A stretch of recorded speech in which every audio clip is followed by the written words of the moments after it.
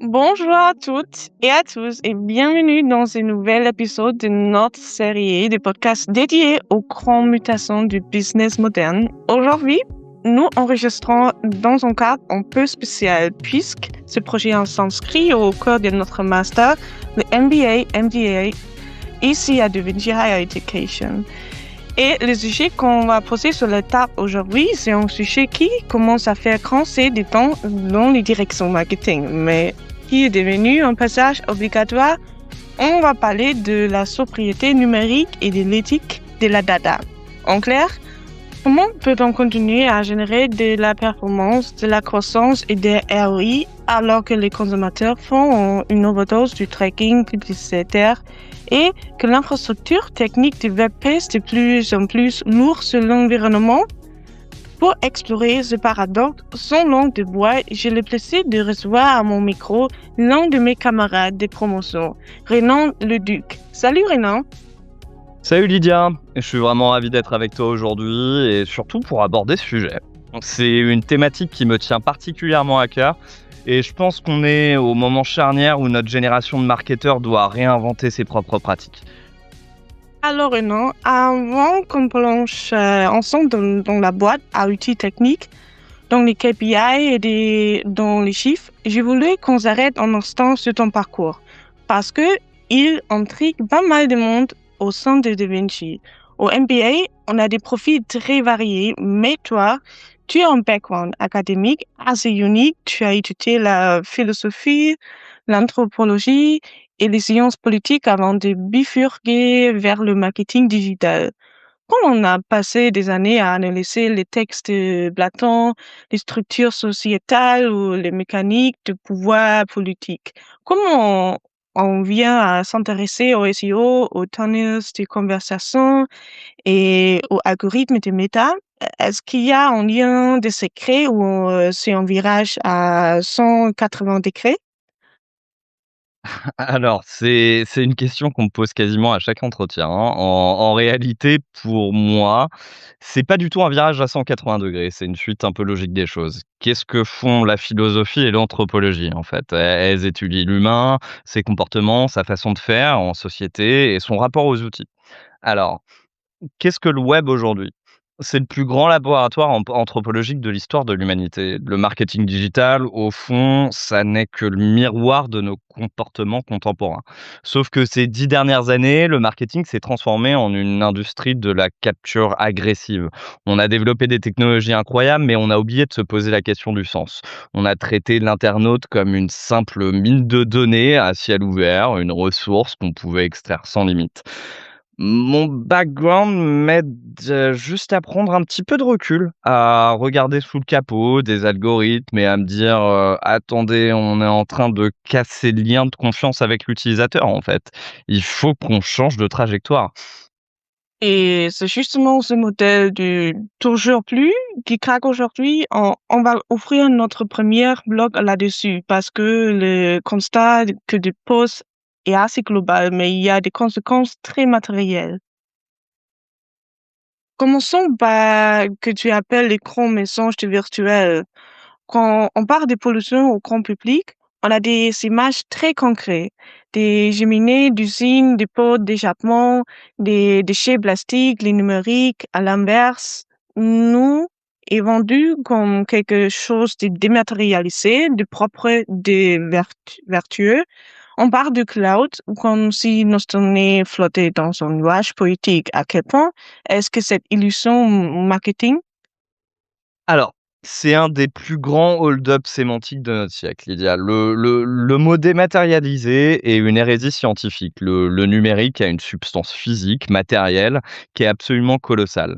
Derrière chaque recherche Google, derrière chaque vidéo TikTok, derrière chaque mail publicitaire qu'on envoie, il y a une infrastructure absolument titanesque. Ce sont des milliers de kilomètres, des millions, pardon, de kilomètres de câbles sous-marins en cuivre ou en fibre optique, des routeurs et surtout des data centers de la taille de plusieurs terrains de football qui tournent 24 heures sur 24, 7 jours sur 7.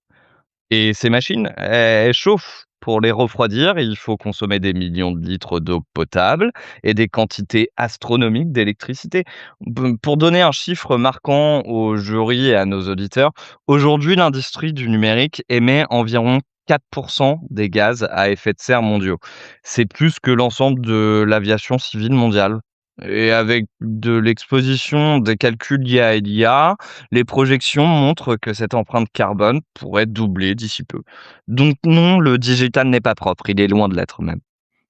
Ok, d'accord. L'infrastructure est lourde, mais si on se lance du point de vue du marketeur digital de l'étudiant en MBA, MDA, on ne gère pas des data centers. On reçoit des stratégies, on active les leviers. En quoi de nos actions quotidiennes polluent-elles concrètement? Parce qu'on a développé des réflexes de surconsommation par paresse technique. Par exemple, le stockage de la donnée. On passe notre temps à collecter de la donnée client au cas où. On accumule des historiques de navigation, des logs, des listes d'emails obsolètes. C'est ce qu'on appelle la dark data, hein, de la donnée sombre stockée sur des serveurs sécurisés et réfrigérés, qui ne sera jamais analysée ni utilisée, mais qui consomme de l'énergie en continu, en fait. Donc, autre exemple, la publicité programmatique, pardon. Aujourd'hui, pour afficher une simple bannière ou une vidéo publicitaire sur le téléphone d'un internaute, des algorithmes réalisent des milliers d'enchères automatisées en quelques millisecondes, sollicitant des dizaines de serveurs partout dans le monde. Et tout ça pourquoi? Pour une vidéo en ultra haute définition que l'utilisateur va balayer du pouce en moins d'une seconde. On produit un bruit numérique permanent, ultra énergivore, pour des taux d'attention qui frôlent le néant. Et justement, cette agression publicitaire, elle ne crée pas seulement une pollution environnementale, elle a créé aussi une vraie rupture psychologique avec les consommateurs. Tu dis souvent qu'on est arrivé à la fin de la première du trekking sauvage. Les gens s'en rendent compte? Les gens font une overdose complète, Lydia. On a laissé s'installer ce que la chercheuse, Shoshana Zuboff appelle le capitalisme de surveillance. Le modèle économique des plateformes s'est construit sur la capture invisible et permanente de nos comportements pour les revendre à des annonceurs. Mais en fait, le consommateur, il a mûri lui, il est plus dupe. Tout le monde a déjà vécu cette situation hyper intrusive. Tu parles oralement d'une marque de valise ou de café avec un ami en buvant un verre et bizarrement, quand tu ouvres ton Instagram, 5 minutes plus tard, la première pub qui apparaît, c'est cette marque dont vous parliez. Ça crée un sentiment d'inconfort, en fait, une sensation d'être fliqué limite. La conséquence business, elle est directe. L'utilisation des bloqueurs de pub bat des records et quand les gens ont le choix, comme sur l'iPhone avec la fonction d'Apple qui demande: «Voulez-vous que l'application suive votre activité?»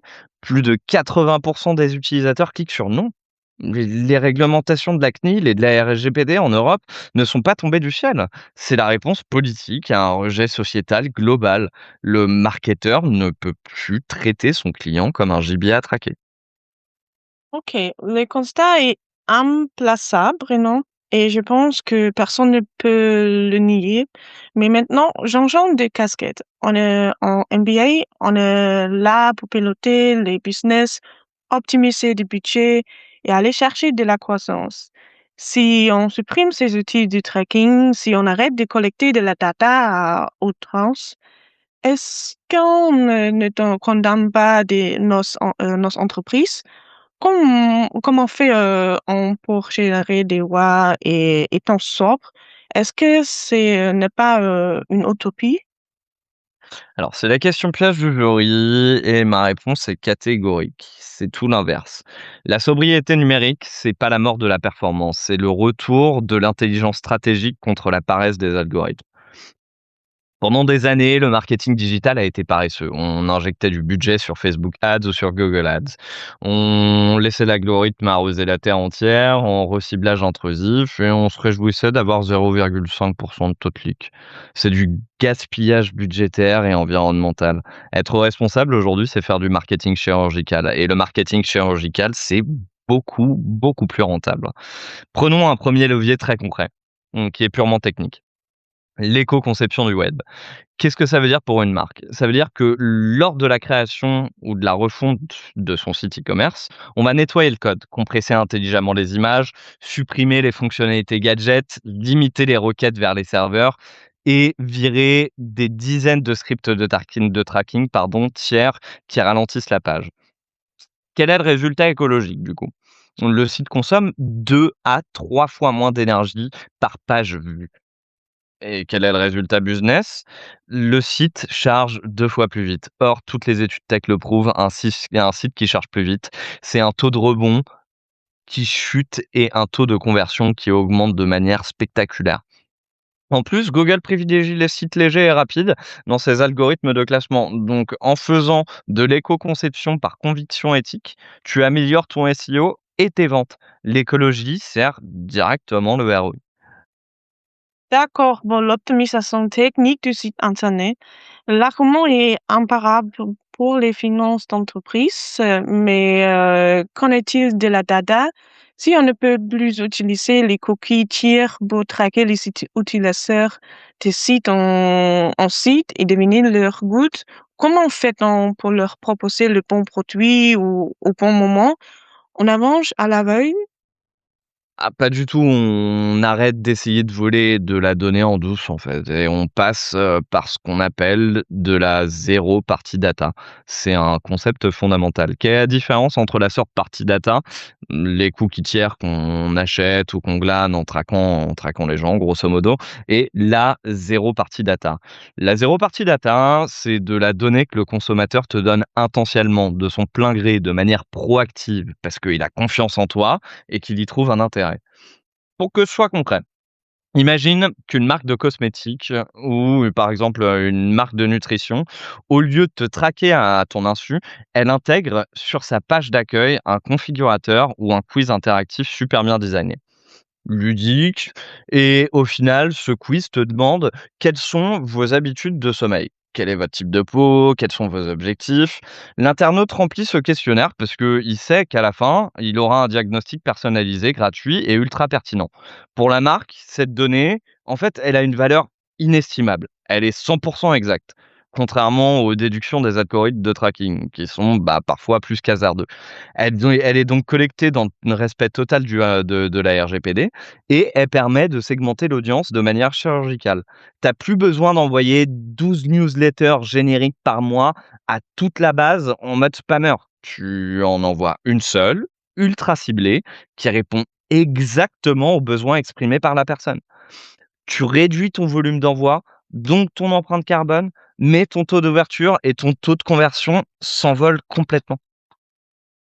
Bon, c'est le passage d'un marketing d'intrusion à un marketing de conversation au fond. Mais qu'en est-il de l'acquisition pure d'une paid media? On sait bien que sans publicité payante sur les moteurs de recherche ou les réseaux sociaux, il est presque impossible de faire décoller une marque aujourd'hui. Mais comment fait-on du paid responsable? Alors, on assiste au grand retour du ciblage contextuel. Pendant 10 ans, on jurait que par le ciblage d'audience ou le reciblage comportemental. Je veux afficher ma pub à Thomas parce qu'il a visité un site de voyage il y a 3 jours. Voilà. Ce qui est le degré zéro de la pertinence, en fait, et s'avère souvent très, très, très agaçant pour l'utilisateur. Le ciblage contextuel, lui, il s'intéresse pas à l'identité ou à l'historique de l'internaute. Il s'intéresse à ce que l'internaute est en train de lire ou de regarder à l'instant T. Si tu vends des vélos électriques urbains, ta publicité va s'afficher exclusivement sur des articles de blog, des forums ou des vidéos YouTube qui traitent de la mobilité durable, des pistes cyclables ou des tests de matériel de transport. C'est logique, c'est cohérent, ça respecte totalement la vie privée puisqu'on ne stocke aucune donnée personnelle. Et en termes de performance, l'intention d'achat est captée au moment le plus chaud. On aligne le message publicitaire avec l'état d'esprit du consommateur. Et ça, c'est la base du marketing efficace. Écoute, Renan, tout ce que tu dis est extrêmement logique, mais c'est comment sont les jurys des diplômes ou nos professeurs? Ils aiment la théorie, mais exigent des preuves empiriques.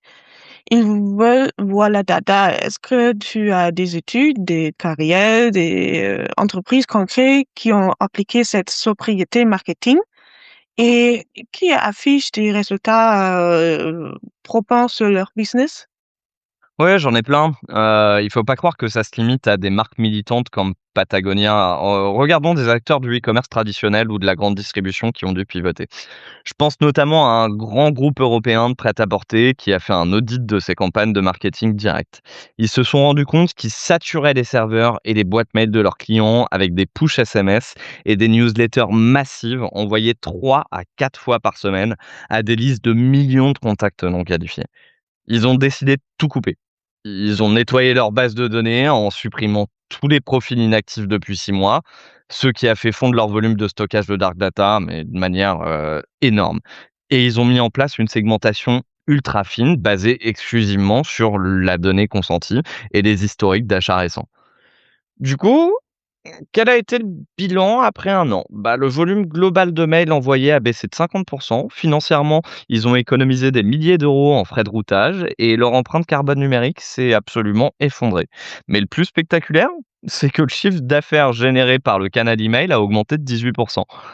Pourquoi? Bah, parce qu'en réduisant la pression marketing, leur délivrabilité a été améliorée tout simplement.